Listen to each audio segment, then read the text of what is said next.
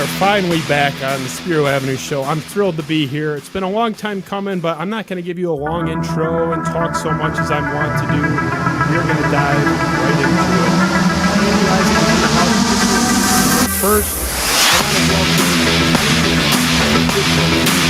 Paul Glantz, the CEO of this fine company, Imagine Theaters, dear friends of ours.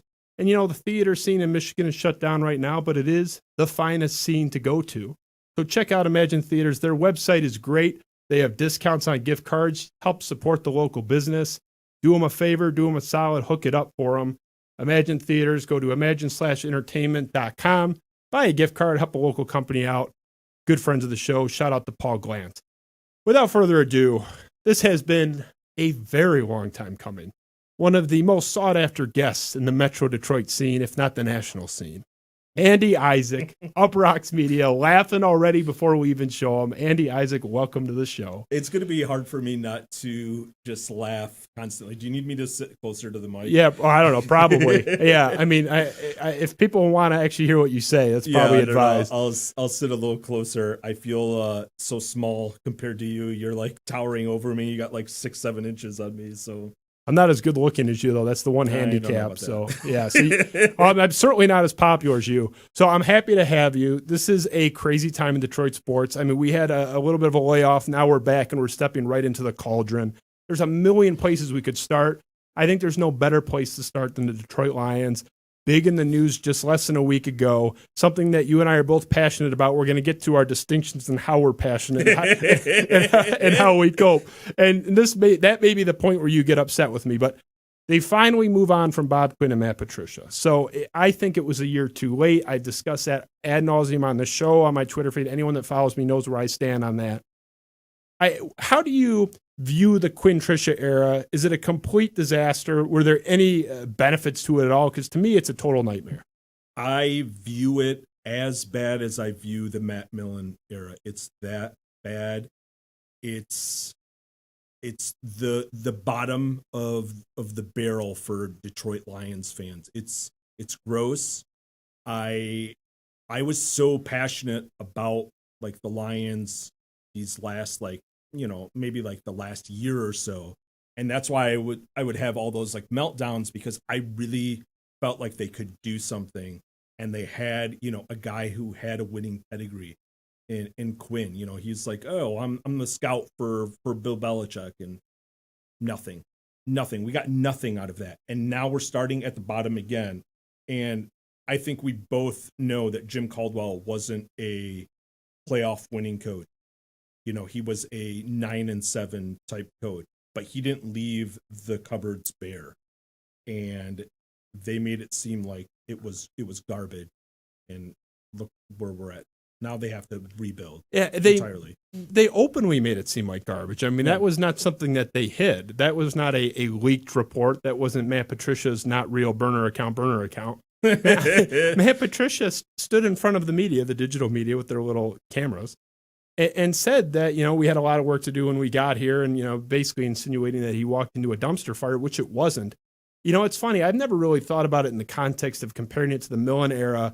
I wanted to jump on you and say you're nuts, but then I thought for a second, wait a minute, Matt Millen didn't waste a franchise quarterback and never wasted a roster this good. Now, part of the reason the roster wasn't that good was because of Matt Millen. But if you look at the totality of the coaching, the executive staff, they really did blow an opportunity where, going back to even Jim Caldwell's first year in 2014, that's one of the best Detroit Lions teams ever. Didn't win a playoff game and really should have. They had one of the best defenses in the last 20 years in the NFL period. So you actually convinced me in 2 lines. It probably was a bigger disaster than Matt Millen. I just don't know where they go from here. And I'm curious for your perspective. Like, what is the move? Because I don't know. There's no Patriot well to go to. I don't think they should even try to approximate something, go for the Steeler way or the Falcon way or whatever. Like, what is the next move for them if you're running the show here? From a coach standpoint, I wish the whole organization. You're Sheila Ford Hamp. You're the third person to get a crack at this in your bloodline. The others are 0 for 2. In your first big decision, you had a big whiff, and we'll get into people excusing her in a minute, it's just ridiculous that she's absolved for the decision to bring this crew back when she was the one in front of the media explaining all the reasons why it was the right move. But you're Sheila Ford Hamp. What do you do? I I am really high on the defensive coordinator for the Niners, Robert Saleh. I don't know if I'm pronouncing it right. You got it. You need to bring him home.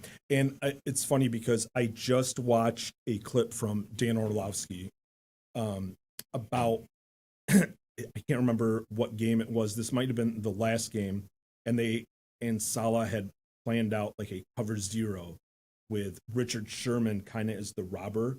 And it was just like genius. And I'm like, we did not see that with Patricia. Patricia was very much bend, don't break, except it broke all the goddamn time, right? So yeah, it would be nice to bring in someone who I don't want to say, I know thinks outside the box is way too common a saying, but I really think that Saleh does stuff that other guys aren't doing, and he's just a guy that I think they should go after. I think Eric Bieniemy is likely going to get an interview as well, and I wouldn't mind him, but I think that's the guy that the Lions should go for, man. I totally agree. Saleh is my guy too, and we spoke to Ben and I, a good friend of Robert Saleh, who insists that Saleh would walk here from San Francisco. That he wants the job, and to the point where this gentleman showed us a text message from Robert Saleh about this. Is before Patricia was. Is this fired. Like breaking? Are you breaking news right now? I tweeted this out, but it's just I don't have 100 million followers like you do. So it's like the Rodney Dangerfield joke. He was doing so poorly, he quit, and he was the only one that knew that he quit. It's like I don't have your platform, but no, we actually tweeted this out a few days ago. But Saleh is dying to come here, and I saw the text message myself, so this isn't hearsay. From a friend of his, where he basically said he's keeping an eye. It was like keeping an eye on it, and it was like the fingers crossed emoji. Because my buddy had asked him like, "Hey, coming to Detroit," and it said keeping an eye on it, fingers crossed. Which to me, I mean, come on, what else does that mean? So he wants to come here. The questions are, okay, the typical yin yang, pendulum swinging is you go offense, you go defense, you go offense, you go defense. Jim Schwartz was defense, Jim Caldwell was offense. We swing back to Patricia. So you would hire back-to-back defensive coordinators. The devil's advocacy for that was Matt Patricia an anything specialist? No. It's so funny looking at the Matt Patricia era where they talked about two things above all else. We're going to run a ball control offense based on the run. The running game was terrible all 3 years. Bottom 5 of the league all 3 years. Yeah. And we're going to be a defensive team. We're going to be an elite defensive unit.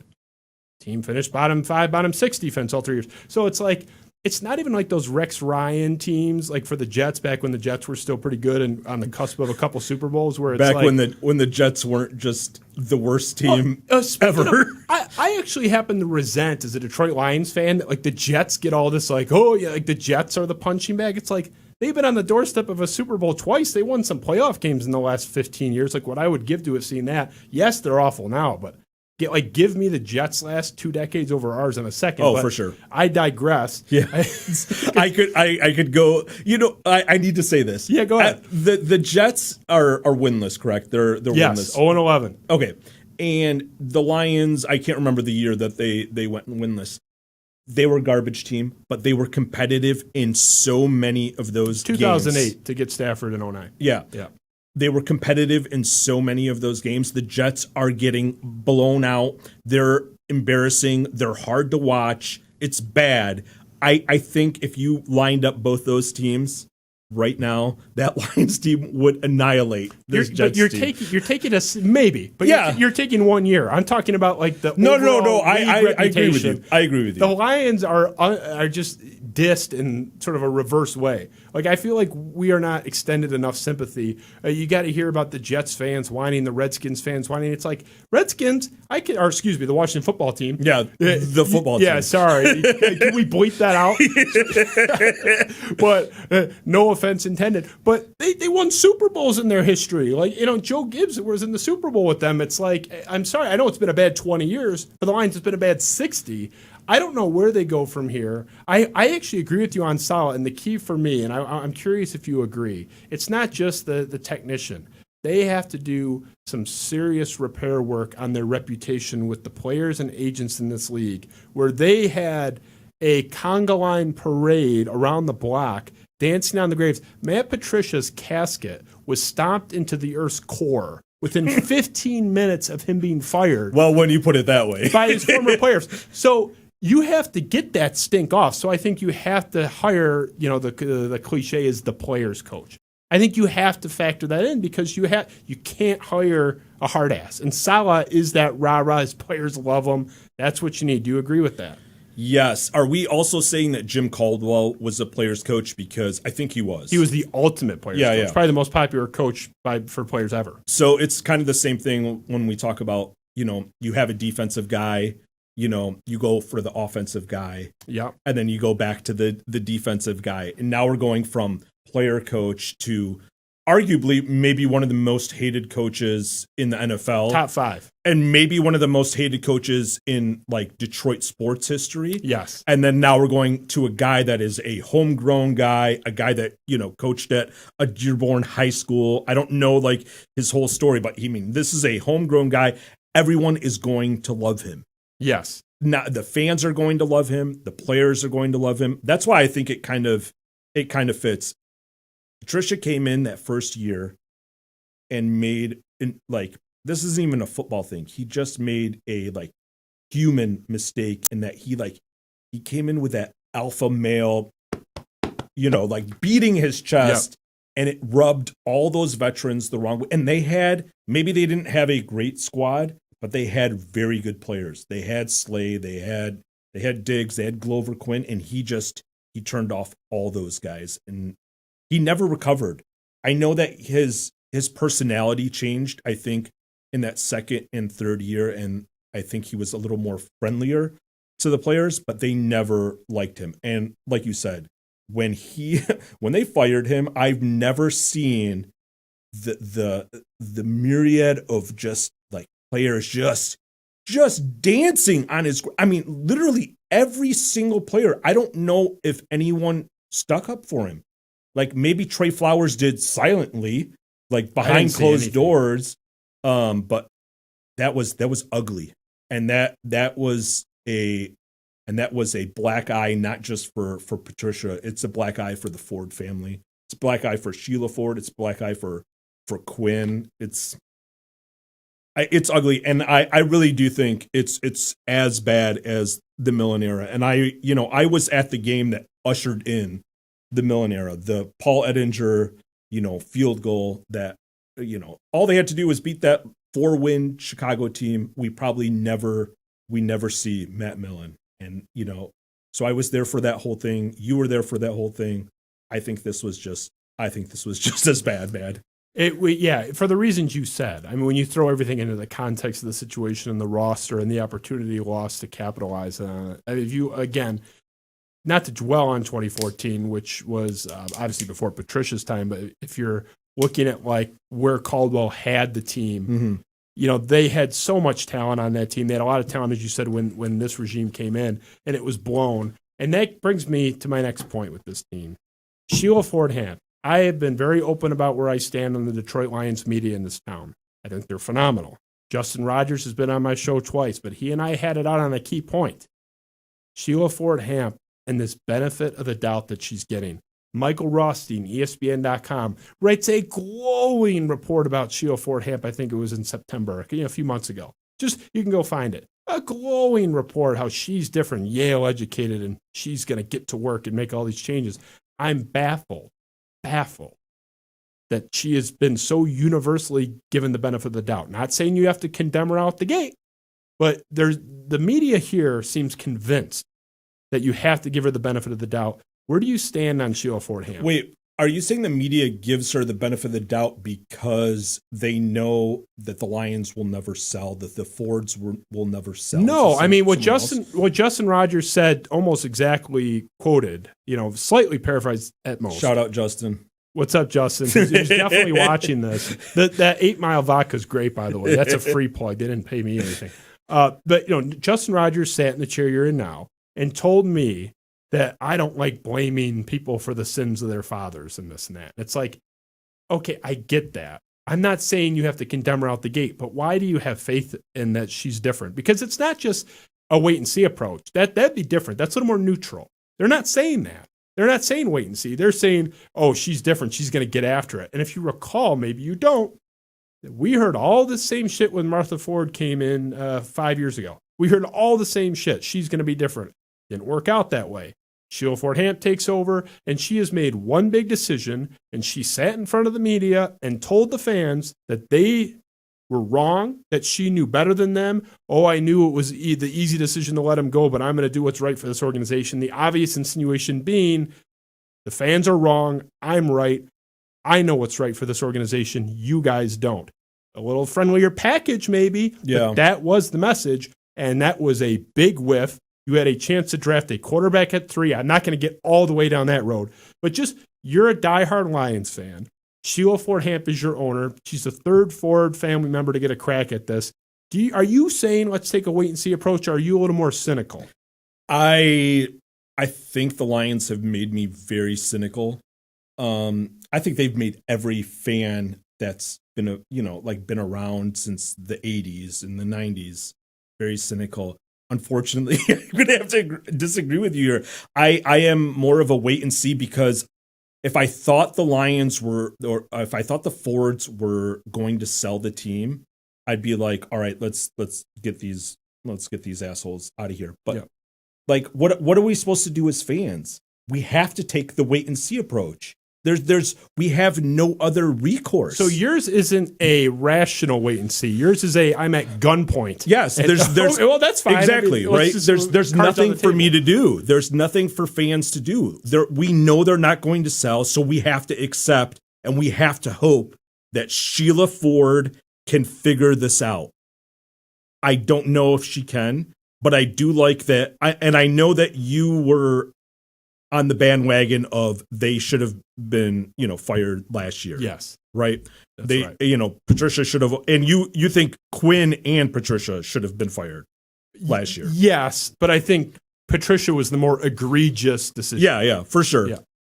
But she made a decision that I actually think, and we both think, was very good. It was just, for you, it was a half year too late. Whereas I think if you look back at William Clay Ford and Clay Ford Jr., they probably would have kept, both those guys going into next year.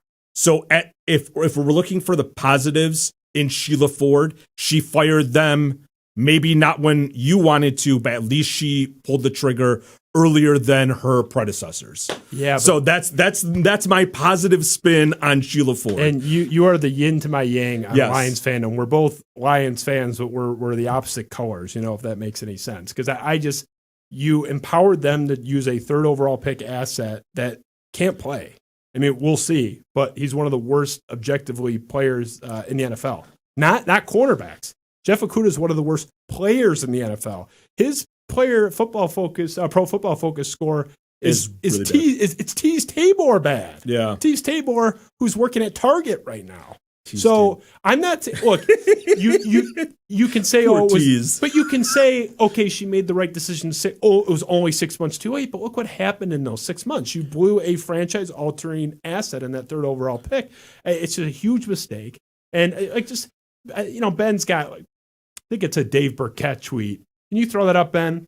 Some of this stuff, the fans are already revolting against Sheila Ford Hamp, and frankly, I defend him at this point. We'll see if Ben can get this up. But someone was chirping at Dave Burkett about Sheila Ford Hamp, saying, this is a dumb and unserious person about how she was handling the firing. And Burkett is saying, I see the honesty in this. Sheila was forthright, saying she didn't have all the answers.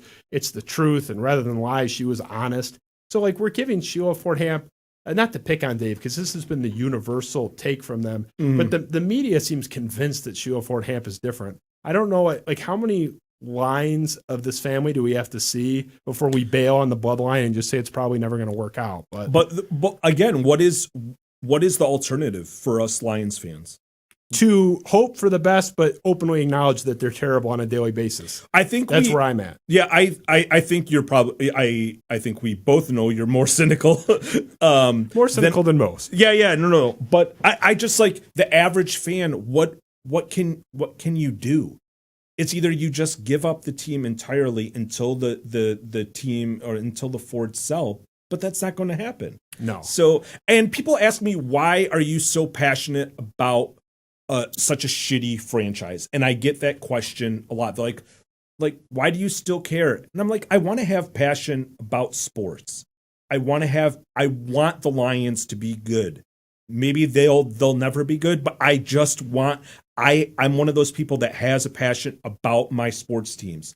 And, I've gone back and forth. I went a year in college where I just didn't care about the Lions, and I came back, and that was in the you were out era. and you came back in. I was out for a whole year. It's like that movie 1408 when John Cusack wakes up and he thinks he's out of the hotel room, and then he's back in the hotel room. Yeah, it's like you woke up back in the hotel room. I had a low point. I've had many low points with the Lions, but I broke a door in our college house. The game was the Bucks. It was Grammatica kicked a game-winning field goal, and I just lost it. And one of my roommate's parents is like, "There's something wrong with your buddy. Like he's taking this way too seriously." But that's who I am, and I enjoy it, and I think there's a lot of people like me that just can't pull themselves away, but also have to realize that let's be realistic. It's very possible this team will never do anything with the Fords as owners. Probably not. Yeah. And your passion is a large reason why you resonate and why you have resonated with the fan base in this town, because they find you relatable. I think you're sort of channeling the dark spirit of the mob in the lows and the ray of hope during the very few highs. I think you're sort of a mouthpiece for so many fans. This brings me, you talk about your passion and your ranting and your reactions to this. It brings me to your rant videos. And, I was going to ask you flat out why you do this to yourself, but you kind of already explained it. Yeah. There was one exchange that, with Mike Valenti, not an exchange. I mean, you reacted to Mike Valenti, where Mike Valenti was on his show calling basically everyone in your category doing these videos and stuff losers. Mm-hmm. So I'll pull up, you had an interesting response to this. I want to talk about it. Ben can pull that up. I'll read it for the audio listeners. So you're saying this is a brief response to Mike Valenti. This is, for context, this is after the Falcons game where they won pretty much at the, right? They won at the buzzer. Hawkinson in the end zone. Yeah. So you say, this is quote from Isaac. It says a lot about you as a human being when you feel the need to cut people down for celebrating something good. It says a lot about you as a human being when people use sports as a positive outlet in 2020 and you make fun of them. It says a lot about you as a human being when you resort to insults to get your point across. So this is going to get awkward. No, that's fine. Okay. I know that you disagree with me on this. Well, I don't get how you're pushing 40 or 40? No, I am 40. You are 40. Yeah. Okay, so you're 40. I'm 30. You just aged me. Sorry. Was that bad? Can we cut that? No, so I'm 33. I was you. Now, there wasn't Twitter and Facebook then, but if there had been, I would have been you when I was up until maybe 19. And I got to a point where, I'm the cynical, jaded person you see before you, where I couldn't take it anymore. Still root for them, still hope for the best, but they're not going to ruin my Sunday. I don't get, point one, I don't get like how you're still at this point where they have this much. I'm not saying don't care at all, but like you have to know this crazy shit is coming. And now that was actually a rant about something good, but like the pendulum swinging the other way when you have a rant about them being bad, which I think your stuff's funny. But I sit there and wonder, like, okay, if you were Chris Castellani in his early 20s when he went big on the Tiger stuff, I was, up until late teens, early 20s, I was that guy. Like, are you going to be 60 and making these videos? Like, seriously, because you're torturing yourself. Am I going to be 60? Where's the cutoff? Where's the cutoff? I can tell you, my wife definitely does not want me to be a 60-year-old ranting about sports teams on the internet. I wish I could break myself away from the Lions. I really wish I could, but also, like I said, I really want to be passionate about them, and I really want them to succeed. And like, I think we've been spoiled. I think you're a Pistons fan. You're a Detroit sports fan. Yeah. So I think in some respects we've had so much success with the Pistons. I grew up on the Bad Boys. So like, and I'm very passionate about the Pistons, but my passion for the Lions is it's just different. And I wish I could. I really wish I could tear myself away from it, but I can't. But also, like I said, I'm realistic in knowing that I just don't think, like, deep down, deep in the recesses of my gross stomach, right? I know that with the Fords at the top, they're likely never going to go to the Super Bowl. They might win a playoff game, they might make some noise, but overall, and so it's like this balancing. But you're making the case for not having those reactions. Yeah, which that's what I still don't. You've explained it to me twice, and I mean, you're a smarter guy than me, but I don't know about that. I just don't. I'm just not. We're not there. So we can just agree to disagree. When I saw your tweet calling out Mike Valenti, now he wouldn't. No. I need to say something about this. Go ahead.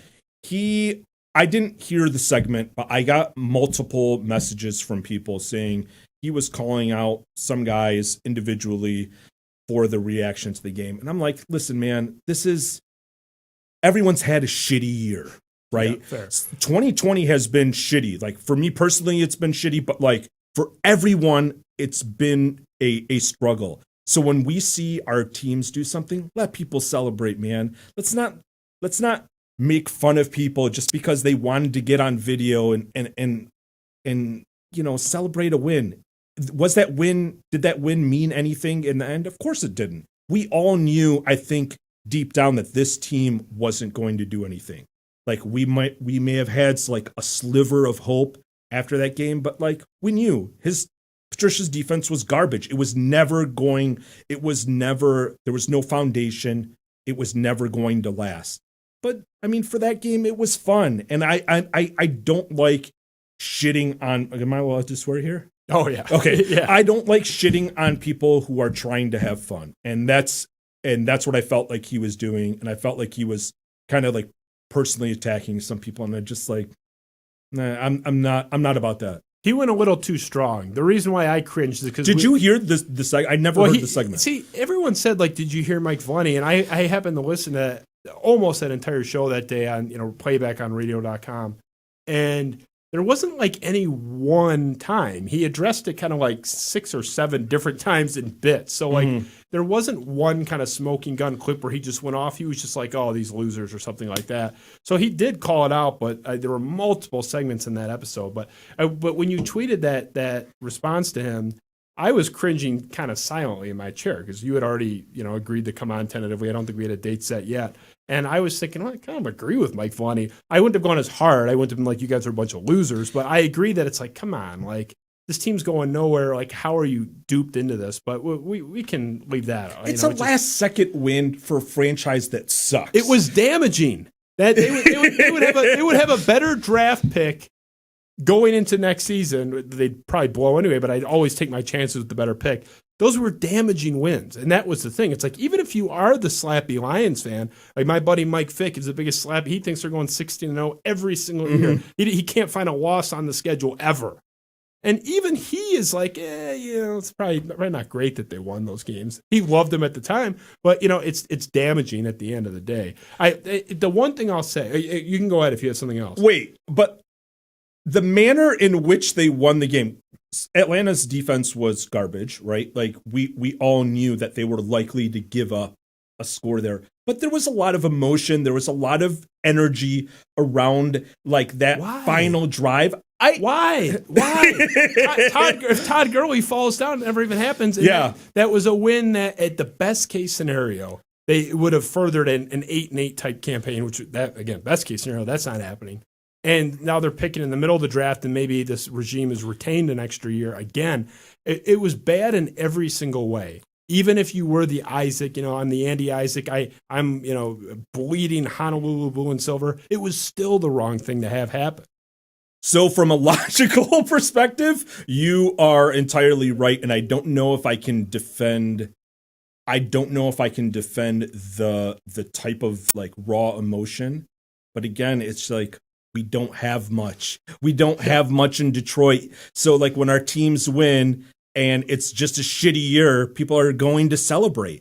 And that's my thing. Like, I'm going to celebrate, and then like when they lose, I'm going to get, freaking pissed about it. But I understand. I need to be a little more realistic about, you can maybe openly realistic. It's worked for you. I mean, do whatever you want. We have a different take on it. Matthew Stafford, is it time to move on from him? Yes. We agree there. Okay. And I think we probably both believe he is still a good quarterback. Yes, absolutely. But players reach like the end with a team, and he had probably reached the end before this year, like going into this year, and that's likely why they should have considered Tua at 3, but that's like a whole different thing, because they had a regime in that was going to leave, and they let them make the pick. It's a whole other like topic of discussion. My tongue is bleeding from biting it. Yeah, I think, but like it doesn't make sense, right? I'm not a financial expert, but it doesn't make sense for them, so they're going to ride him for one more year. I think it didn't make sense to do it this past year. I didn't advocate trading him because it was cost prohibitive. I would have drafted Tua and just sat him for a year, but it's doable going into next season to trade him. And people smarter than me, Justin Rogers, Dave Burkett, have broken down why it's not great. There'd be like $12 million in dead money for 1 year, but it's doable. It's not prohibitive now. I think it's time. Just the last thing with the Lions, and then I gotta get off them. They're driving me nuts. See, you're like me. You're like, they drive you nuts, but you still gotta they irritate me though. I'm not bouncing off the walls. But so we agree it's time to move on from Matt Stafford. The best thing about moving on from Matt Stafford is we would get to move on from Kelly Stafford. I don't know where you stand on this. Oh man. And I'm gonna start this segment so you can actually take a minute to really contemplate all the ways you're gonna handle this so you don't like end your career.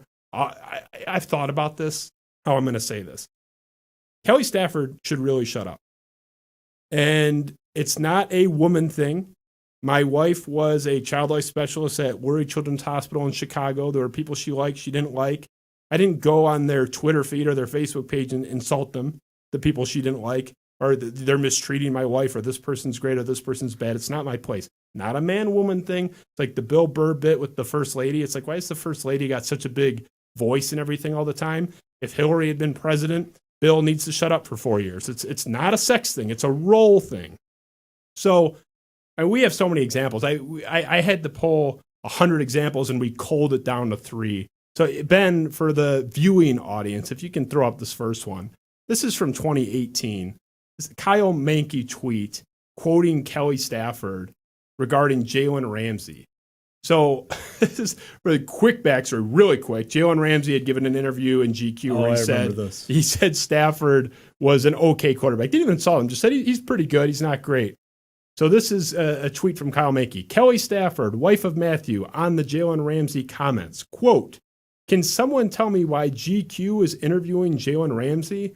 I understand ESPN, but not GQ. There's nothing GQ about him. Just seems like a complete waste of time and space.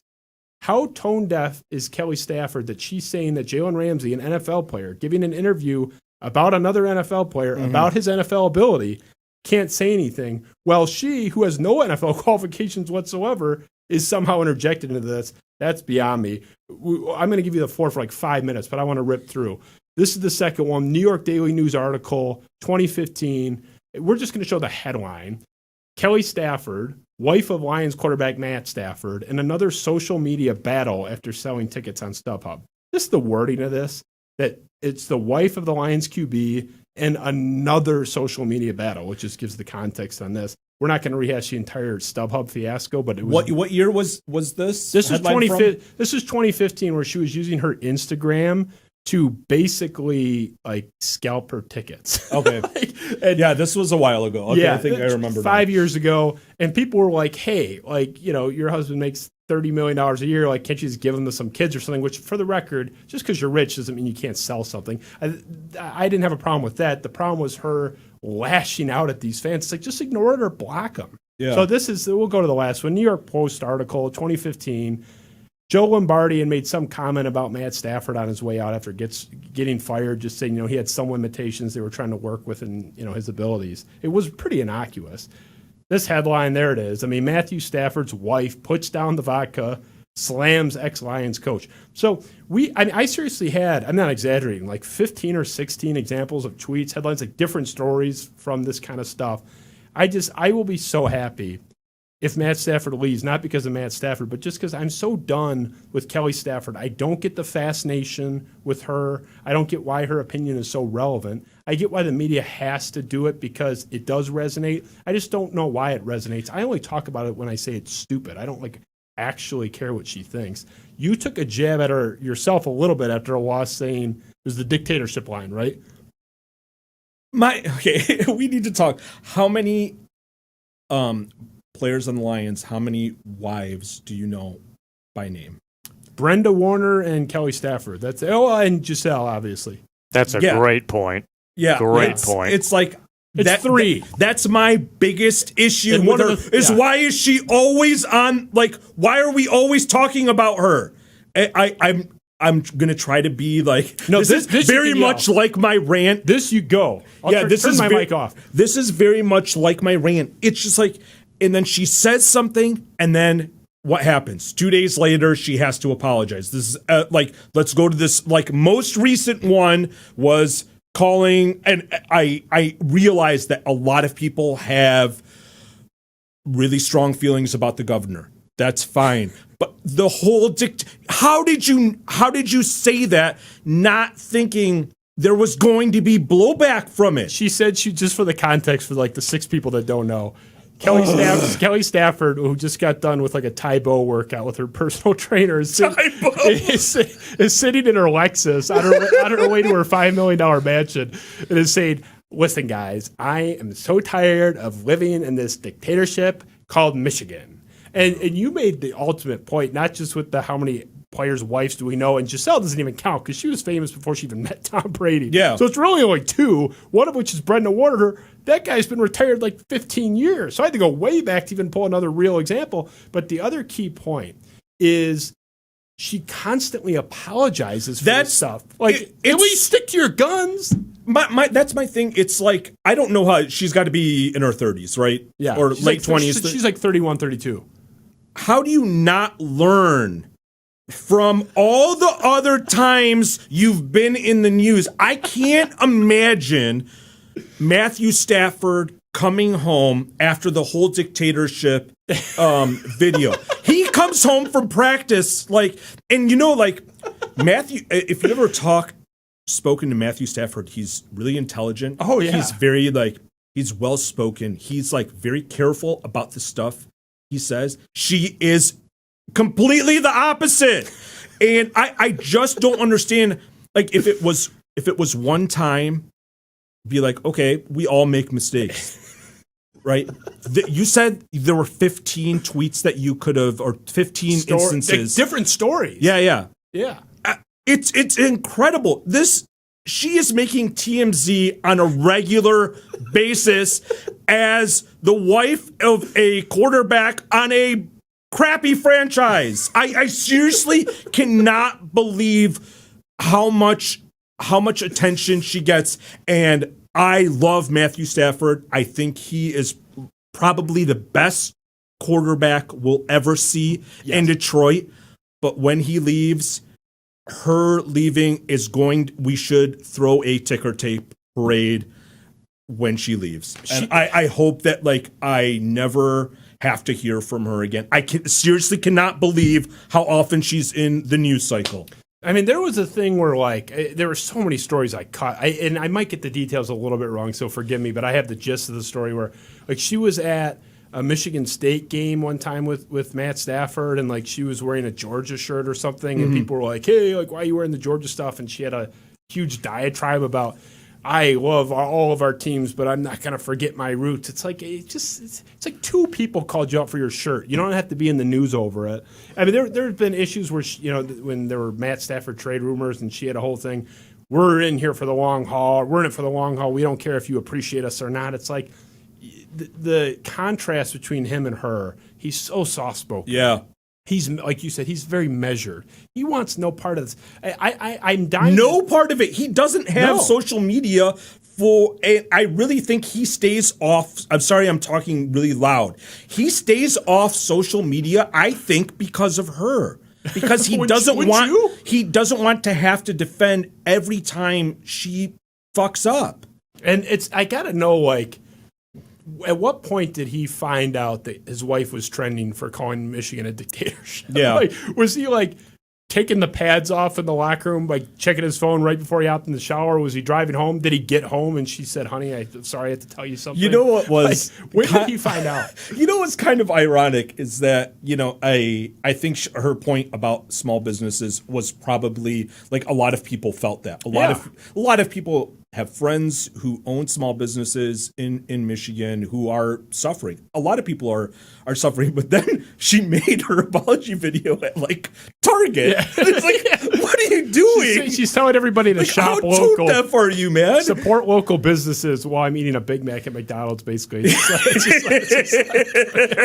Like, hey, I'm supporting the local Target. I mean, it's not even run by a regional guy. It's like a corporate guy in there, but I don't know. I mean, I didn't know where you stood on that. I saw your one tweet about it, and that was the entire basis. I don't want to, like, it's hard not to attack her, like, personally, because I think a lot of the stuff she says has rubbed me the wrong way, like, personally.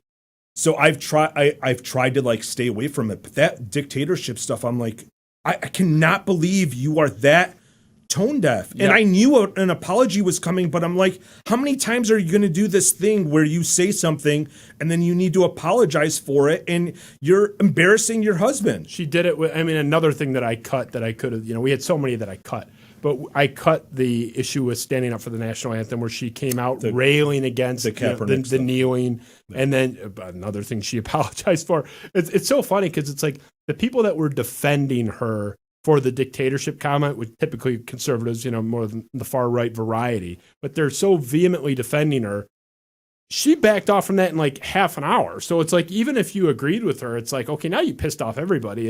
I don't know if you ever watched that Family Guy episode where Brian goes on Bill Maher and, you know, he's just like, what do you want me to say? I'm sorry. And Bill Maher's just telling him, like, you know what, it's, at least like stand by your sack of shit. Yeah, like, you know, you wrote this book. It's a sack of shit. Don't like apologize for the sack of shit. She throws out all this shit and then like apologizes for the shit. So it's like, even that, like, as crazy as Alex Jones is, that guy goes down with that ship every time. He really does. Yeah. Really goes down with that ship. That guy is drowned 1,000 times over. But it's like, at least for his crazy sect of that 5 to 10% of the population, it's like they can ride or die with him every time. They usually die. Yeah. But it's like her, she has no fort. There's no base, because it's like, okay, you pissed off everyone when you said the dumb thing. And then like the small group of people that agreed with the dumb thing, they can't be with you now because you just apologized for the dumb thing. So now you're nowhere.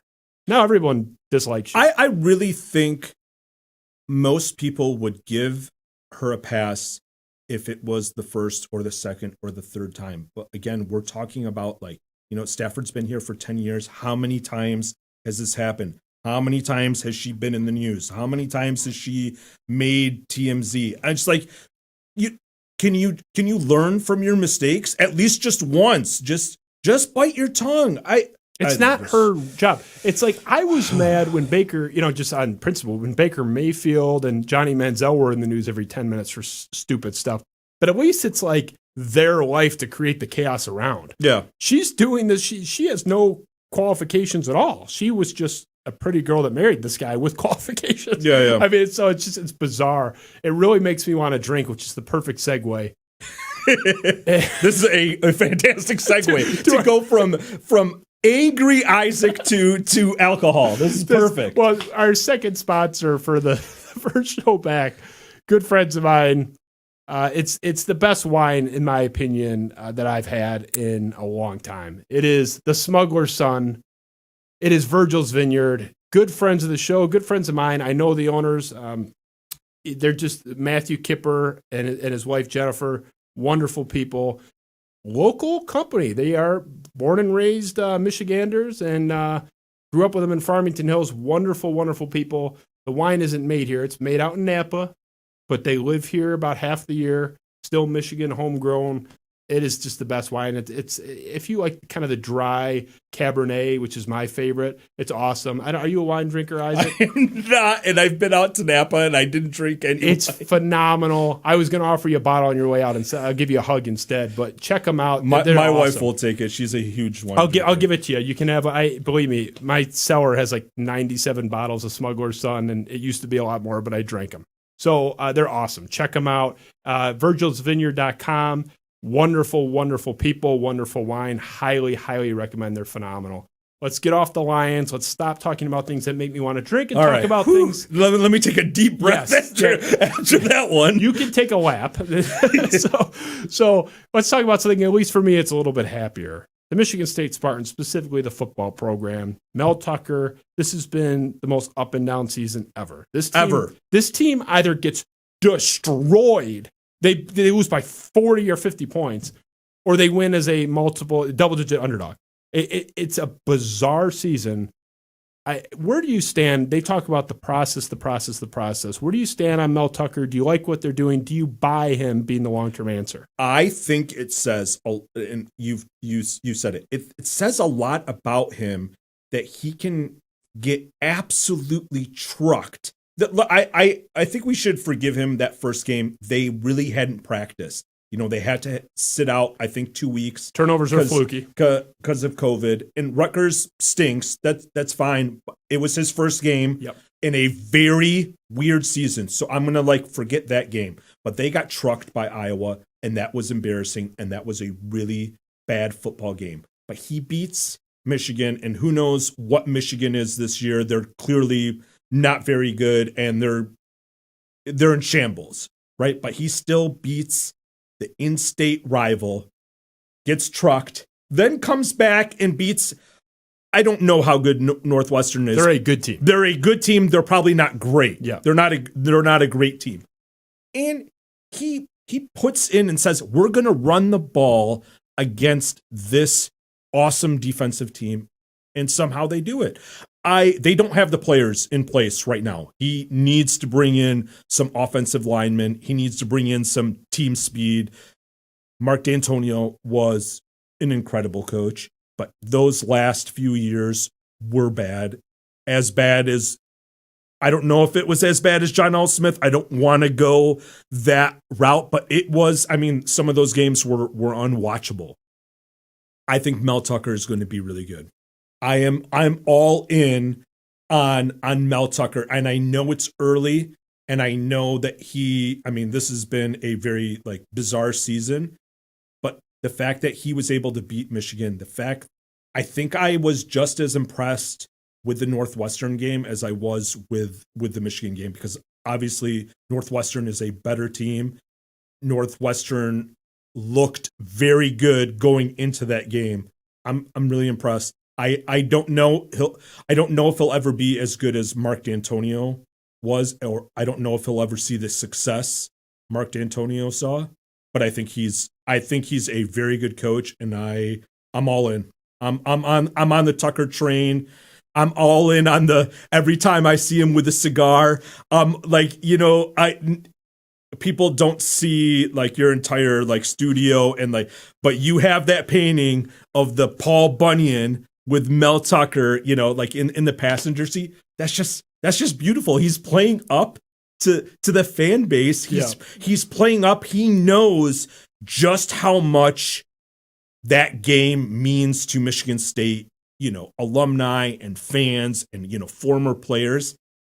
I love it, man. I really do. I realize it is very early, and especially in this weird season to jump on the Mel Tucker bandwagon, but I'm there, man. I'm with you, as evidenced by the fact that I have not one but two paintings. Two. Yeah. I wish you guys could see it. It is wild. There have been 2 commissioned paintings for the studio already. So if that shows you my level of emotional investment in the guy, I think he goes through a very narrow gap, and it's a very hard balance to strike. But I think he's going to be one of those guys where he's no nonsense, doesn't put up with any shit from his players, doesn't take any bullshit, doesn't take any slacking. Your ass is not going to play.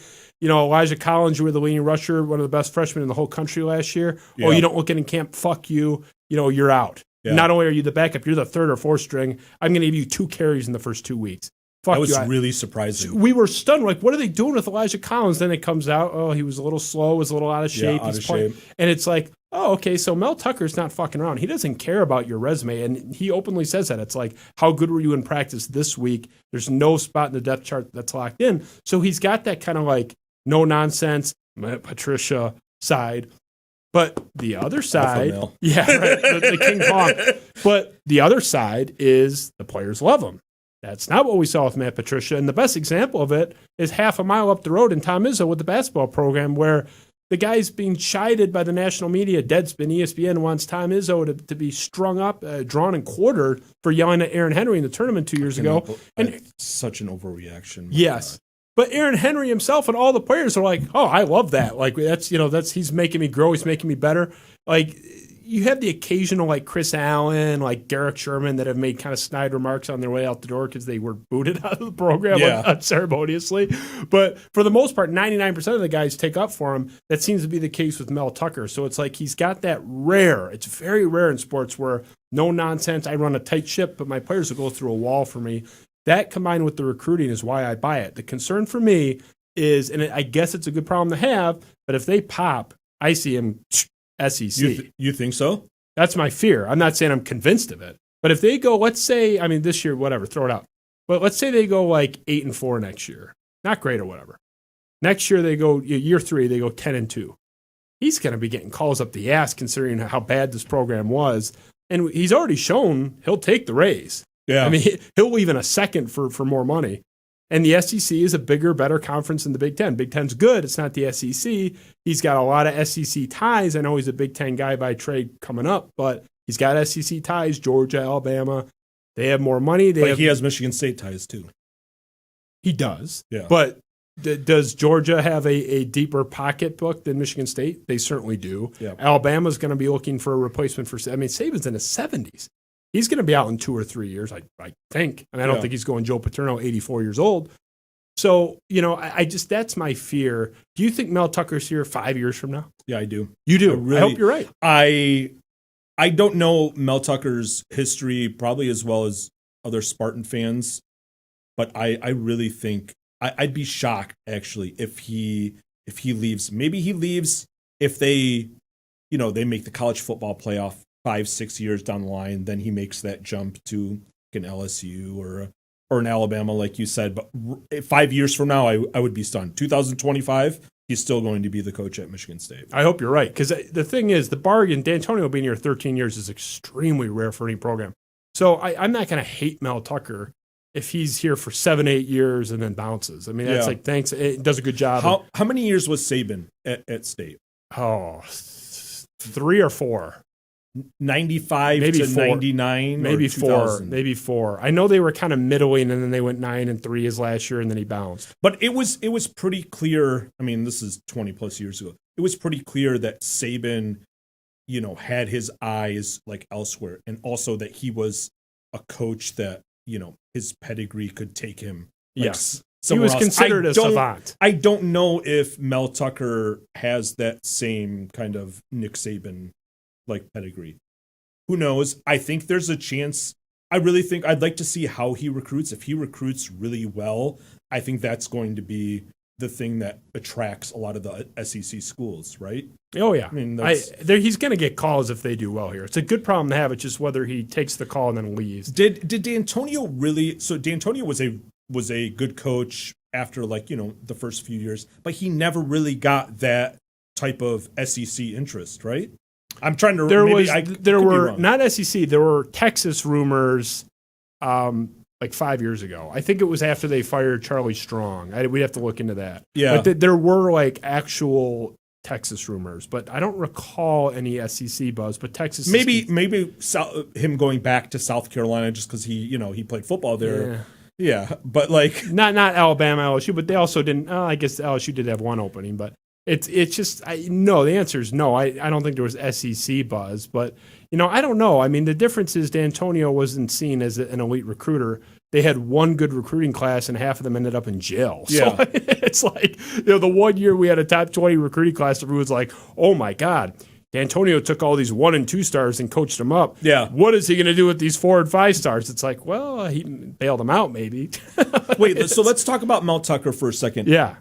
When do you think he breaks through to win the Big Ten? Does he break through to win the Big Ten? It's so tough to predict any team but Ohio State ever winning the Big Ten. Yeah. So, but, they're not going to win it 15 years in a row. So somebody's going to pop them at some point, even if, they're in the title game every year. At some point, any given Saturday, they're going to lose. I think he can be on the doorstep, if not in Indianapolis. Year 4. By year 4. Year 4. That's exactly what I was going to say. Yep. Because by year 4, he's got almost all his guys. It's like he's basically just the inherited freshmen are now seniors. It's all his guys. He's already recruiting pretty well when you consider all the disadvantages. Yeah, the offensive linemen he's bringing in are big, big dudes, man. And I kind of like that. Did you see his quote about when they asked him about all the big recruits he's getting? No. Did you see he had a great quote? I mean, it's paraphrased now. But they asked him, like, man, every recruit you get, not just the linemen. It's like the cornerbacks are like 6'2", like 200 pounds, and they're huge. And he said, yeah, the speed stuff is fun, but all I know is I watch the college football playoff every year, and it's a bunch of big dudes, and the little team gets pushed around. It's like you get that, like, Washington team has to play Bama, and they just get steamrolled. It's like, the point is he's thinking big. He's thinking, I don't want to win the Big Ten. I want to win the national title. Yeah. Which is awesome. Yeah, I love that. Yep. I love Mel Tucker. Oh, yeah. And we're in. This is so like this is such Michigan State like homerism. But him just winning. I mean, none of us thought we thought Michigan was actually a good team. Yes. We didn't know anything about that Minnesota. We didn't realize at that the time that Minnesota one was considered really impressive. Yeah, and that just felt so good. Yeah, to see him win that game. When they scored that first touchdown, the Ricky White to go up 7-0, I was like, no, it's not. Yeah, it's not happening, right? Yeah. It's like this is going to be those games where you score first, and then there was that DK Metcalf game in college where he had the big touchdown against Alabama. It was like a 78-yard touchdown catch. It was an incredible play, and they go up 7-0. And you look at the final score of that game, and it was like 52-7. They didn't score. I went on a podcast, I think 2 days before the game or the day before the game, and I think I picked 48-17. I was like, I would be shocked if it was within 4 touchdowns. Yeah. So it was the ultimate egg on my face moment, and I loved it. I was this was I am so happy to be wrong about that. You can crack all the eggs on my head. Yeah. The chicken can take a dump on my face. I said I wouldn't take. Very graphic. Well, sorry. But, loose show here. But, no, I mean, I said openly, to even get the wheels turning on my head to bet that game, I needed 25 points. Not even 24. I needed 25 so I would win. The 34-10 loss. Yeah. So that's where I stood. It's like nobody saw that coming. Nobody saw it coming. I couldn't find anybody. Yeah. There was nobody. The only people I saw say anything even in the galaxy of true, there were a couple people that were like, oh, you never know, rivalry game, they might keep it close. No one predicted a win. Yeah. And there was something fluky about the win, and they all played them. It was really like a 10-point win. I mean, that was the typical prevent defense, at the end for Michigan to cut it down to 3, but that was basically a dominant win, which is stunning. Mel Tucker, if you're watching, I love you. Don't leave. Mel Tucker's a wonderful human being. Yes, he's a great guy. Please don't leave. Really quick story with him. I run with a few other people in nursing home in West Bloomfield, and we did a video, a tribute video. We paid some people on Cameo to do it and stuff, celebrities to do a tribute for the staff. It was just a hey, hang in there kind of thing. But we also had a lot of local celebrities that just donated a little video. Jennifer Hammond Fox did it. So Darian Harris, who works for Michigan State now, a former captain of the football team, linebacker, great player for Michigan State for many years. He's been in studio a couple times, great guy. I sent him a message about, hey, would Mel be willing to do this? We had it back that day. He said, really? So, he went up to Mel and was like, hey, my buddies and, working in a nursing home. He recorded a nice 30-second thing. We got it back. It was not even 24 hours later, just saying, hey, hang in there. And so, just that was really spoke well. Love you, Mel. We want, if you can't tell, we're on the Mel Tucker train. Hopefully no one pulls this tape up in 3 years and we just look like clowns. Yeah. So I want to end with the state thing really quick on Mark Dantonio. We don't have to go into the deep dive because it's been litigated, but your perception of him, I still love him. He's still on my wall over your shoulder. He's in my wall outside. Still love him, but the way he left, it taints the legacy a little bit. There's some damage there. Where are you at? No. I'm with you. It taints the legacy just a little bit. Yes. I'm not one of those people that I'm not going to like kill him just because I don't think people realize how bad Michigan State football was prior to him coming. I've gone back and forth on this. Tom Izzo is the best coach in Michigan State athletic history. He's better than Duffy Doherty. He's better than Biggie Munn, Judd Heathcote, whoever. But Mark Dantonio is the most important coach because I really think that football team that was an abomination. Nobody wanted to watch them. The fans were so like depressed about them because, you know, Nick Saban had gotten them kind of rising, and then Bobby Williams came in, and then John L. Smith literally fell off that mountain. You know, he buried them. So what Mark Dantonio did was something none of us can ever forget. And that's why I can't bring myself to kill him. But the way that, especially that last year, and I think the way he left, I think rubs a lot of people the wrong way, me included. Yeah. And it hurts. I think it hurts a lot of us, the way it went down. Maybe not even just that last year, maybe even like the last 2 years, but I'm not going to kill him. He won the Big Ten, 3 times? Yes, and I mean the college football playoff to me is more impressive than anything else. It's so hard to make. Every year it's just Clemson, Bama, and Ohio State, and then like a mix in an Oregon every now and then. He made the game. There were so many memorable games with him at the helm. I mean, even the loss against Wisconsin in the Big Ten, title game where they had roughed the game. They roughed the punter. They get the punt return. I mean, even that is memorable. But like the Iowa game, they go on a 16-play drive or something, and it ends with LG. Like those things are like etched in my memory. So I can't bring myself to kill him. But I like the way it ended. Just I think rubs a lot of us the wrong way. It was just a shame, a terrible ending to a great story. But yeah, I'm with you. I'm not in the burn him to the ground Mike Valenti crowd on that. No, that's just insane. No way. That's your boy Valenti. No. I mean, that's not my boy. I mean, that's probably closer. Wait, so in the lexicon of Michigan State athletic coaches, where does he rank? I really think it's Tom Izzo, and then it's him. Izzo absolutely has to be number one because of longevity. Yes, he has the national title. So that's just, I feel like you can't be one without the national title. So it's like, then you go into, Biggie Munn, Duffy Doherty, Judd Heathcote, and Tom Izzo. So you have to be working from there. But just those other guys were there Heathcote was there for a long time, but like the football coaches were there like 8 years, 9 years. I mean, Duffy Doherty was important to college football overall. It's not to denigrate them, but it's Izzo's got to be number one. Yeah, I really think it's Izzo and Dantonio. I really think Izzo is the greatest coach, but what Mark Dantonio did was just so important. He put Michigan State back. He made them relevant when they hadn't been relevant. They hadn't been competitive for a Big Ten title since 87, maybe like in the early 90s. I think they may have had one good year with Perlis, but he made them relevant, man. I can't bring myself. Bring myself to kill him. I'm with you totally. He's good in my book. So we're gonna move to the final segment in just a moment. I want to hit like 45 seconds on Troy Weaver, the Detroit Pistons. I don't know what they're doing. I am a huge Pistons fan. I don't know who's on the roster, and I meant to look because they announced the squad. Yeah, it's like 27 deep though. Yeah, I mean, LiAngelo Ball's on there. It's like we got the crappy ball. we got. There's 3 balls and we got the worst ball.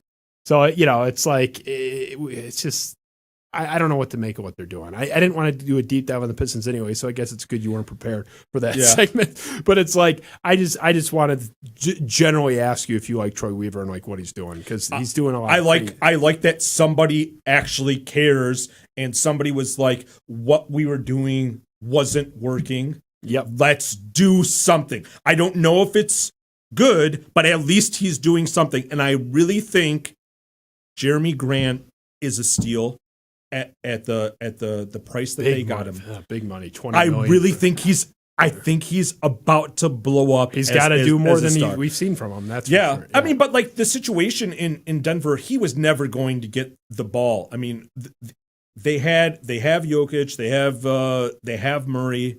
When is he going? He can't dominate the ball for them. So I think he's going to be, and at least I'm excited about the Pistons. Like I had season tickets this past year, and literally I was more excited about getting sausage. I would spend time eating sausage instead of watching the game. I mean, I have the Sausage King thing on right now. And I love basketball. I love the Pistons, but I mean, they couldn't compete with the sausage. I don't know. I mean, it's you said it exactly right. I don't know if I like what they're doing. I just like that they're doing. Yeah, they're not on that hamster wheel. I mean, on that draft night, the Pistons were a top 5 story from draft night, and that was great, man. I love hearing. And I don't think we're going to do anything soon. I think it's going to be 2 or 3 years before they could even crack the playoffs. And I don't think Blake Griffin works for this roster. Frankly, I don't even think Derrick Rose works for this roster. So they should just, I mean, the idea is play a bunch of young guys, give them experience and see if Seku's, the next Giannis and see what happens. That's what I'm more excited to watch young players lose than watch Blake Griffin and Derrick Rose barely make the playoffs or win 40, 41 games, Nobody, that sucks. I was at that Milwaukee playoff game, and that entire series was barely competitive. It was hard to watch. They have been a terrible organization for 15 years. Yes. Totally directionless. They were a team that their entire goal, whether they said it or not, I can just base on what I'm seeing with their actions. Their entire goal was to squeak into the playoffs and get blasted. Yeah. Everything they did was let's win 42 to 44 games. And sometimes they didn't even do that. That was when they failed. But their idea of success was just getting into the playoffs. And Tom Gore's had some bad quotes about, we want to be in the playoffs. Well, no, he doesn't. But it's like these owners, like the Fords, we want to be in playoff contention. Tom Gore's, we want to make the playoffs. It's like, ain't that hard to make the playoffs in the NBA, pal? You're in the Eastern Conference, and half the shitty conference makes it. So, okay, maybe year 1, but we're in year 5 of you being here. Can we elevate the expectations a little bit? Yeah. But whatever. So that's all I had on the Pistons. Also, I mean, I think we both didn't like Andre Drummond, and there was just there was nobody that we wanted to cheer for. And I don't know if Troy Weaver has changed that. I don't know if we have some likable players, but at least we have young players. And I'm excited about that, and I'm excited that they finally got rid of Andre Drummond. I was sick of watching him. I was sick of going to games and watching him just jog up the court and get his, offensive rebounds from shots that he was missing, right? You're like, okay, sure, man, you're putting up 18, 20 rebounds. Half of them are on your missed shots. Whatever. I don't want to I'll get way too animated. We can talk after the show about the time he attacked me or tried to attack me at a Pistons game. And I recall this. Yeah, he was restrained by Reggie Jackson because I was pantomiming underhanded free throws. This was back before he became somewhat respectable at the line. Yeah. He was still shooting 38% or whatever it was. And I was sitting. Did you get banned from Pistons games? I was told that if I have another confrontation, I would be banned. Oh, wow. But my only sin was pantomime. I wasn't swearing. I wasn't even yelling. I was literally pantomiming. There's video of it. Yeah. Pantomiming underhanded free throws and saying, give it a try. That almost got me banned. So security would talk to me because this happened a couple different games. The one, he only attacked me once. But thank God. But it was bad. He was 6 feet from me before the charge. Like, you know, he was already only like maybe 2 feet farther back from me than you are now. And then there was a couple very purposeful steps forward. So, and there's tape of that. Yeah. So, I mean, that's... And you jumped off you said you wouldn't support the Pistons. Until he was gone. Until he was gone. Yeah, that was in my Twitter header for a while. And it wasn't just... I think that was in there before that incident. It had nothing to do with, like, you know, a personal thing with him coming after me. It made for a great story. Thank God it was on tape. It was on Fox Sports. I mean, it being, like, held back. But it wasn't because of that. It's just he was such a lackadaisical player. He's the definition of a fake franchise player. The Pistons apologists would say, like, oh, he's, you know, no one says he's a franchise player. I'm like, the Pistons do. They're paying him max money. He's the one on the billboards. He's the one on the cover of the program. If that doesn't make you the franchise player, you're the highest paid guy on the team. You're on all the billboards. You're in all the ad stuff. You are the franchise player. Just because you're not one doesn't mean you're not being presented as one. And he never fit. He can be the third or fourth best player on a really good team. If he's your best player or even second best player, that's gag worthy. You suck. Yeah, and that was demonstrated. So anyway, Pistons.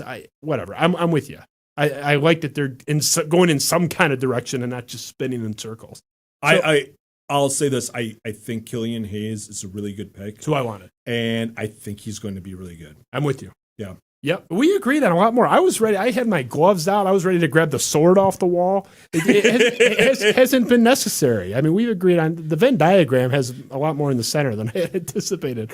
This would have been more interesting if you hated everything I said, but you're even smarter than I think we definitely disagree on some stuff with the Lions, and I think it's more of my outlook on life kind of like is same like with the Lions in that like I try to be positive, but like I know that I know deep down this isn't going to work. So yeah, I'm definitely a little more positive, and I'll definitely rant. So it's like I'm yin and yang with that. If it makes you feel any better, you have a lot of company on the optimistic side of my cynicism. Yeah. So there's not a lot of people like more cynical. I mean, it's I look behind me, I just see a wall. Everything's in front of me. So it's like you're out with all the people. I'm on against the wall saying I can't stand any of this stuff.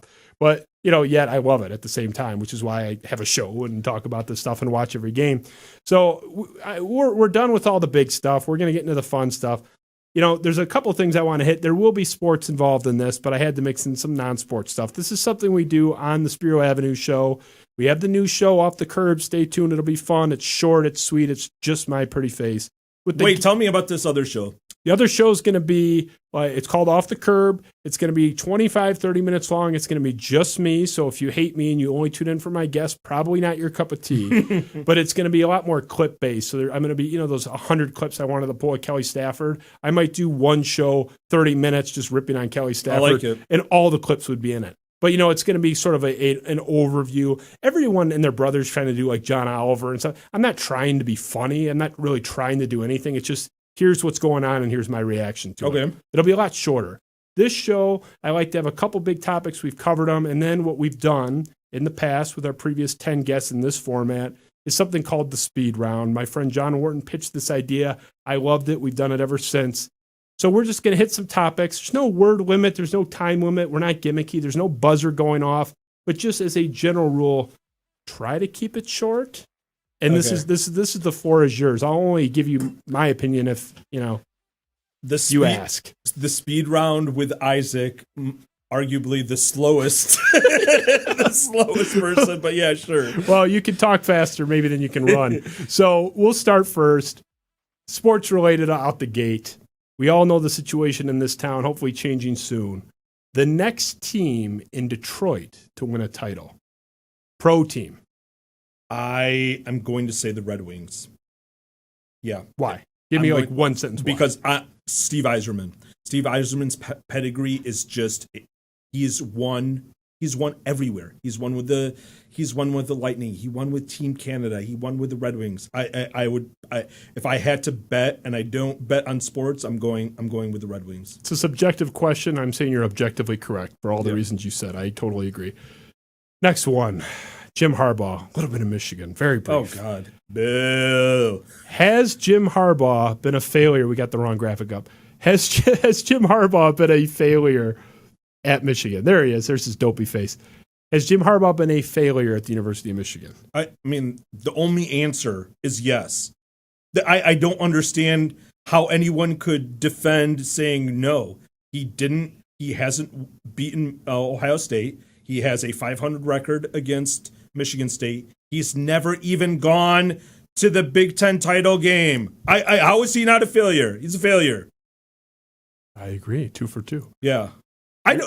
How could you argue? How could you argue against that? Well, I don't know where these people stand now, but I mean, as of last year, I had multiple Michigan people, Ant Wright, Chris Castellani. None of them called Jim Harbaugh a failure. None of them. Jack, my buddy Jack Johnson. I mean, they didn't say they were thrilled. Wait, I know this is a speed round, but like, what's the defense? The defense is that he's better than Rich Rod. He's better than Brady Hoke. The defense, the common defense is Michigan was never that 11-12 program, which is true, but you sold this whole thing as being an elevation to that. So you're moving the goalposts after the fact. But, he's returned them. It's the Joel Klatt defense. He says the same thing. He's returned them to that 9-10 win ceiling that they were at before. Now, after this season, even if you prorate the wins, I mean, he's more like averaging 8 wins a year. But I mean, but how could you call someone I don't know if they're calling him a success, but there have been, how many other teams have gone to the Big Ten championship game and he hasn't? I mean, he came within one play, I guess, in 2016. That was his high mark, and it's been down since then. I don't see how you can make a logical argument for him being a success. He is not only a failure and like a total failure. Sorry, I know this is the speed round. No, Hey, if you want to yell, you can go for 13 minutes. If no, you want. I mean, Jim Harbaugh stinks. Yeah. So they actually deserve better. They Michigan fans deserve. Well, I mean, like, do they really deserve better? No. I mean, like, I really do think they deserve a better coach. Well, for the money they're paying. So anyway, you're a big food guy. Yes. Had to talk about it at least once. Can you see my stomach? Yeah. Make sure your stomach's in the shot. So last meal on death row, like wow. they're gonna shoot you with the juice like in 6 hours. It's 5 a.m. Do I get to pick a place, or am I just picking the food? No, you can pick. Like, my answer really quickly is like, don't say anything. I love Little Caesars pizza, and then like I saw was there Little Caesars pizza upstairs? Those are my kids. I didn't have it tonight. But those are actually for my kids. But it could have been mine because that's any given night. That's my favorite. It's a long story, but you can say like Little Caesars pizza with ice cream from Saunders, so you can kind of like mix and match. Every time people ask me about like favorite food, I go all over the place. But I am a big like fried chicken and tacos person, so I don't care where they're from. I will eat tacos and fried chicken on my deathbed. I would eat both of those things, no questions asked. I don't care if it's like spicy. I will eat both of those things any time of day, and especially like on death row.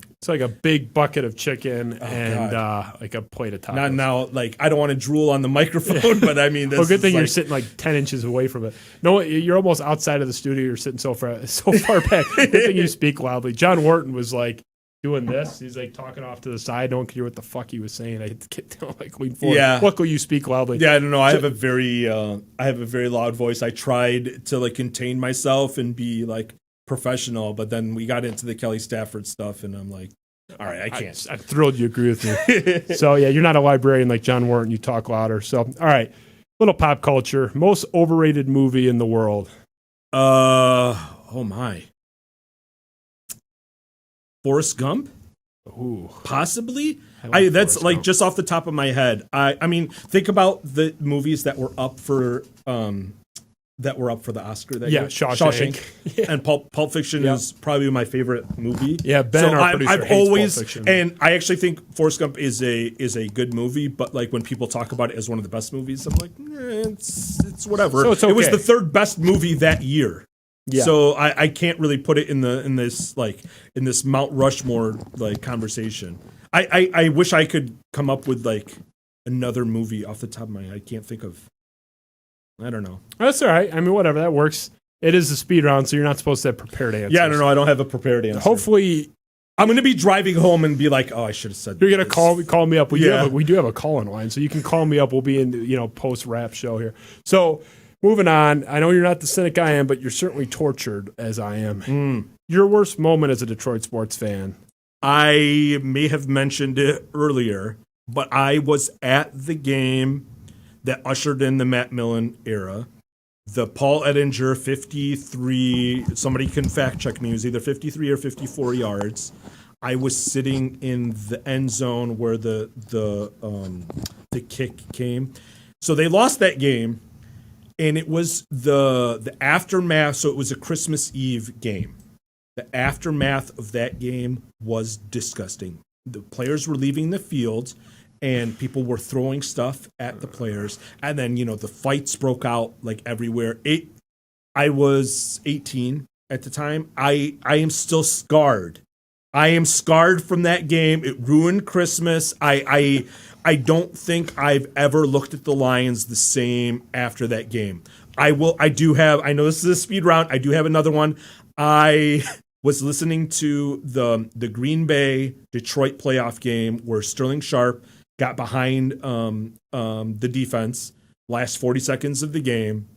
I was listening in the car, and I locked the keys in the car. I got so mad, I got out of the car, slammed the door, locked the keys in the car. My dad was really pissed off at me. So that kind of was an addendum, like to the yes, those are my. I have so many bad Lions moments, but those two stick out. We've done that one 5 times, and you're the first one to not mention David Ortiz putting Torrey Hunter in a somersault. Oh God! So that one was 4 for 4 until tonight. Yeah, everyone always brings that one brutal. up. I mean, also Rasheed Wallace leaving Robert Horry open is possibly the stupidest. From a smart player, that was such a stupid play. That was so damaging because that cost them a title. Yeah, no. They win the title. They win the title. Yeah. They win the I firmly believe 100% that they win the title. Yep, 100%. And they still almost won the title. They were up 7-9 points or something in that fourth quarter of Game 7. They were never up that. No, that's not true. They were tied going into the fourth quarter of Game 7, but they. You're saying they didn't have a lead in the third quarter? You said they had a 7 or 9 point lead in the fourth quarter of Game 7. How many sausages do you want to bet on that? Uh-oh. Can somebody fact check us? I don't know. Ben. I don't know if Ben can look this up or not. But how about after the show? We'll look that up. Yeah, I don't know. Let's bet a sausage on it. I'll give you the over under at 5.5 points. Okay. Wait, where are we saying in the fourth quarter or in the third quarter? You said the fourth quarter. Yeah, I don't know. I'll go. I think it was the end of the third quarter, early fourth quarter. They were tied after 3 quarters. Okay. Whatever. But sausage on it, 5.5. Yes, 5.5 from the sausage. So we're gonna have to pull up the game log from 05. Nice. I never thought I'd be tonight looking up the game log from Game 7 from the 2005 NBA. But anyway, Finals. they should have won. They should have been back to back. Yes, champs. So anyway, we agree on that. Talking about things we hate. Your most hated Detroit athlete ever. Oh wow. Who do you just have contempt for? I really don't like. I mean, we already talked about him. I really don't like Andre Drummond. I'm trying to think of someone in the Yeah, it's probably Andre Drummond. Drummond worse than Prince Fielder for you? No. I Prince Fielder stunk, but I don't have that kind of animosity toward him. No, fair enough. No, I really think it's Andre Drummond. And I'm sure that's kind of like a outlier for people.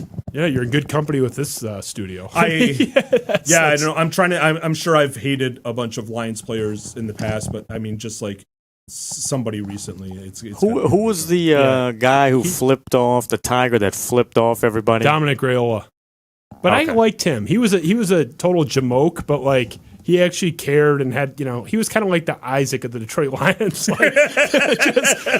He flew off. He was kind of fat and round. And I didn't even mean that. People. I didn't even mean that. He really did flip off fans, though. I do multiple times. Yeah. He'd be flicking them off, walking off the field. And it's funny. The year that they went 0-16, I was at the last game was at Lambeau to go 0-16, but I can't remember who they played in week 15 or week 16. It would have been the 15th game. But I was at Ford Field with my dad. So they lose the games 0-8 and they're 0-15 and all the fans are screaming and Rayola's pointing at him and this guy takes off his jersey and throws it at him. Oh, wow. Yeah, it's just, I mean, it's a jersey. I didn't even come within 20 yards of him, but it was contentious. But yeah, Rayola was pointing and screaming. It was bad. But yeah, there were a number of incidences with him. But no, I don't. You hate Dominic Raiola, Ben? I think that's the first person I've ever heard come in on Dominic Raiola. But anyway. Yeah, well, I mean, from Lions, I mean, Scott Mitchell was, I hated Scott Mitchell. Yeah, I was a little too young. I mean, he was gone when I was like 8. Yeah, I'm definitely I'm definitely aging myself. There's a lot of. Well, yeah, I mean that was. I mean, I remember him, but it's like at that time I was more worried about like not falling down on the monkey bars. So it's like, the Lions didn't ruin my day when I was 8. Yeah, but when I was 10 or 11, that's when it started to get bad. So we'll wrap here. Last one, a little bit of a nicer way to end because we've been so dark. I don't know if I think we've been honest. I just asked you your worst moment and your most hated person. Yeah, I don't know. See, this is what happens. You start talking about Detroit sports and it just automatically gets dark just because the last, decade has been just horrendous. Horrendous. Yes. So we'll end on a happy note. Your favorite Detroit athlete ever. I love the lithograph that Ben. No. I mean, Isaiah Thomas is like possibly my favorite athlete of all time. Isaiah Thomas and Barry Sanders are up there, but I grew up with the Bad Boys. I grew up watching, and listening to games. That was, they're still my favorite, they're still my favorite sports team. Isaiah Thomas was just, he was so fun to watch. And I know that I'm sure a lot of your listeners are younger, so they don't really remember just how important and how exciting it was when the Pistons were good. And how much we hated the Celtics, and then we hated the Bulls, and it was ingrained in us. And Isaiah was like the ringleader of all that hate. The Bad Boys were just so fun, man. It's Isaiah Thomas. I'm sad I missed it. I was 3 when that team was broken up, so it's like I was still shitting my pants when that team was split up. So. Yeah, tough break for me. I did happen to enjoy that 04 run. No, the 04 was awesome and should have been back. Always nostalgic for that. So that's it. You're off the hook. I told Andy Isaac to blink twice at any point if he needed me to get him the hell out, if I was driving him nuts. I did not see any double blink, so I think you did okay. No, I'm surprised. My bedtime is like, we're well past my bedtime now. But when you get me talking about things I'm like passionate about, and when I actually like the person that I'm talking to, I could go on for hours. I don't know what time it is right now. We could probably talk to 1 in the morning about just Detroit sports. Oh, for sure. And we'd have a hell of a time doing it. Absolutely. And I can't wait for things to turn around. We're going to get there. But I was thrilled to have you here. We had a hiatus. My son was born. We were taking a little time off. We did a complete gutting and redo of the studio. Yeah. So to have you here as the first one back with the new debut was great. I couldn't have picked a better person, honestly, for you. And I want to come back. I don't know how often you have like repeat guests, but I'd love to. I want to come back. I love talking about sports. I love seeing all this MSU like memorabilia. Kind of like brings me back to like my college days, and I love it, man. Yeah, bring me back on. Bring me back on sometime next year. My wife says it brings her back to her college days too, but it's not said in a good way. Yeah. it's like, will you please grow up? She hates. I was, we negotiated for wall space down here. Originally, I was given 1 wall, and I've slowly creeped in, so there's like 2 walls left. So hopefully, I wear her down and win that battle. So it's the same girl that I asked out 12 times before she finally said yes. So hopefully, resilience. That is resilience, my friend. Rejected me many, many times. So anyway, that's the Spiro Avenue Show. Appreciate Andy Isaac joining us. Guys in high demand. It was great to have you. Welcome back anytime. Love to talk shop with you. Want to give a quick shout out to Eric Williamson, who was probably on his couch. He was our set designer, graphic designer, built a lot of the show that you saw tonight and that you'll see going forward. Hi, Eric. Completely instrumental. He picked out our wooden wall over my shoulder here. Incredible job. And, of course, Ben Augusta, who's on the other side of this wall. We now have a control room in here, which is very cool. We did not have a control room before, so Ben does not have to look at me while he's rolling his eyes at everything I say. Ben Augusta has been here till 1 a.m. some nights. Like I'm watching my wife feed our newborn in the middle of the night, and we hear the door slam. It's like, oh, Ben left. Ben's been working his ass off to get this off the ground. So much love to him. Talented guy, and make sure you check him out. He's going places too. I just hope he doesn't go any place too fast because I need him here. So thank you to all that watched. We're going to be rolling. This is going to be a fun time. Andy Isaac was the first one. He's the Kool-Aid man through the wall. We got a lot more coming in. I love that. I'm the Andy Reid busting through the wall gif. That's you. We'll create the gift just for you. So again, appreciate you coming. Spiro Avenue Show. Check us out, all our social media.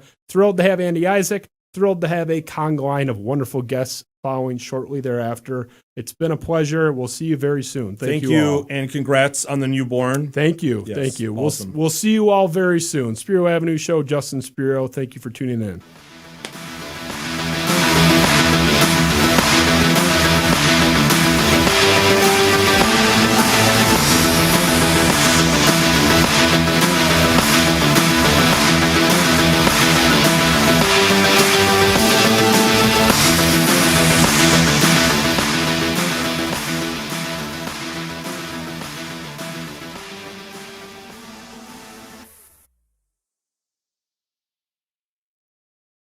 We're good.